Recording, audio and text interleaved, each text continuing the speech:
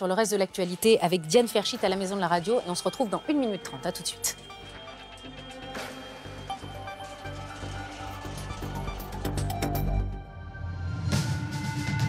Dans moins de 10 minutes, départ de la marche pour le climat, place de la Nation à Paris, direction la place de la République. Les autorités avaient appelé à son annulation en cette nouvelle journée de mobilisation des Gilets jaunes. Mais pour les organisateurs, il y a urgence. Ils estiment que la lutte contre le réchauffement climatique n'a pas avancé depuis la COP21 et que les gouvernements ne font rien.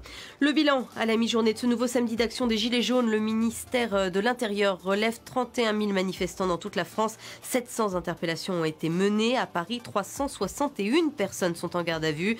Le secrétaire d'État à l'Intérieur précise que 29 meneurs d'ultra-droite, d'ultra-gauche ainsi que des gilets jaunes radicalisés ont été arrêtés de façon préventive. Et par crainte des violences, de nombreux lieux publics restent fermés partout en France, à Bordeaux ou encore en Bretagne, à Saint-Étienne. Les centres commerciaux n'ouvriront pas leurs portes cet après-midi. Dans la capitale, beaucoup de musées ainsi que la Tour Eiffel sont fermés. Et puis les 2/3 des matchs de la 17e journée de Ligue 1 de football sont reportés au 15 et au 16 janvier prochain.